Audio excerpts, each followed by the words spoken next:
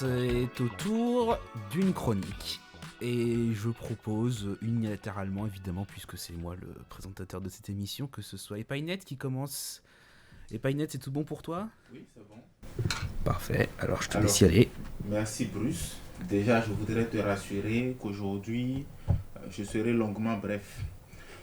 Chers auditeurs, on dit souvent qu'il n'y a rien de nouveau sous le soleil.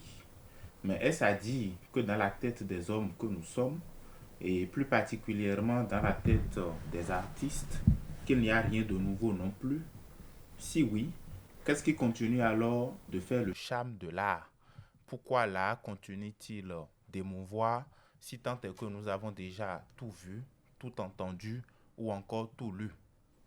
Aussi vrai que puisse donc paraître cette affirmation, il n'en demeure pas moins que du nouveau, il y en a encore, que des créations, il en existe toujours.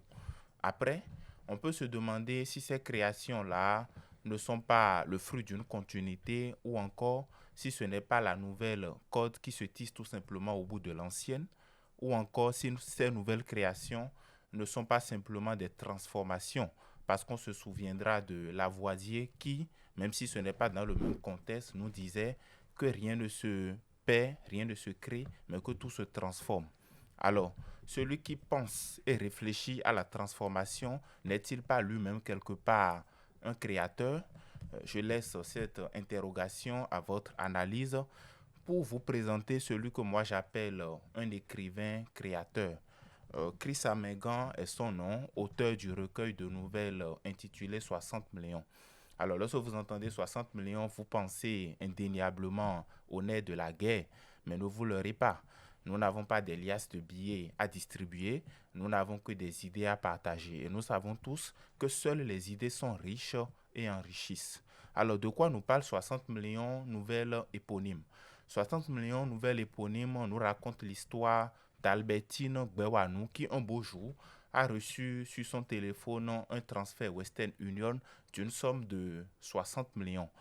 Tout est cité, débordé de joie. Elle décide d'aller retirer cet argent-là.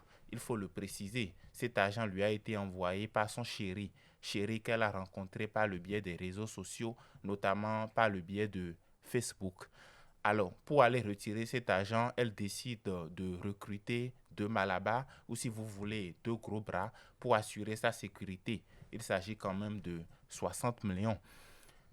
À ces malabars, elle doit payer une somme de 100 000 francs. Elle recrute donc deux malabars, ça fait une somme de 200 000 dont elle doit s'acquitter. En cours de route, elle fit escale dans une boutique de vêtements et dans un restaurant dans lesquels elle fit des achats vraiment faramineux. Elle s'achète des vêtements et des nourritures vraiment coûteuses. Alors, qu'est-ce qui s'est passé à la fin? Une fois à la banque, a-t-elle pu retirer l'argent? Chers auditeurs, vous me direz qu'il y a forcément deux possibilités. Soit c'est qu'elle a pu retirer l'argent, soit c'est qu'il n'y a pas d'argent. Et c'est justement là tout le génie de l'écrivain, parce que la fin de cette histoire n'a absolument rien à voir avec aucune de ces deux possibilités, encore moins avec tout ce que vous pouvez soupçonner. Je vous propose donc de lire 60 millions pour découvrir la suite de cette captivante histoire. Au-delà de cette histoire centrale qui a été racontée dans cette nouvelle précisément, l'auteur fait un peu allusion à ces jeunes filles qui se plaisent dans le multipartenariat sexuel.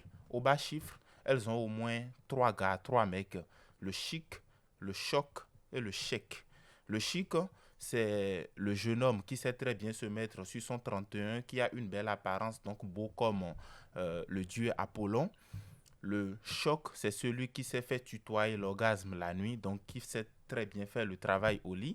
Et le chèque, c'est souvent le plus perdant, c'est le sugar daddy, le vieux qui sort avec la petite fille et qui n'est là que pour financer les dépenses excessives de la jeune fille. Vous comprenez qu'aujourd'hui, il est difficile de tomber sur un homme qui puisse à lui seul faire le compendium de ces trois critères-là: beauté, argent et vigueur sexuelle. Raison pour laquelle elles ont, tout au bas chiffre, elles ont au moins trois mecs. Je vous propose vraiment de lire cette nouvelle pour découvrir cette passionnante histoire. pour vous faire découvrir un peu ou pour vous faire goûter un peu à la plume plaisante et humoristique de Chris Amegan, je vous propose d'écouter ce passage du livre. T'as quoi à perdre, ma chérie? T'es belle, t'as tout. Beauté, popotins et rondeur.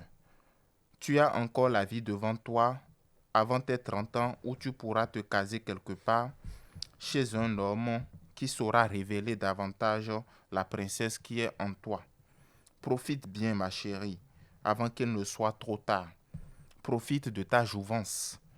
Moi, j'ai mon sugar daddy pour mes dépenses extraordinaires, mon crépin qui me creuse bien au lit, mon Kevin que j'aime pour sa fraîcheur et sa classe, et enfin un quatrième imbécile très crétin qui ne sait même plus ce qu'il faut avec son cerveau depuis qu'il est avec moi. Chers auditeurs, je vous remercie.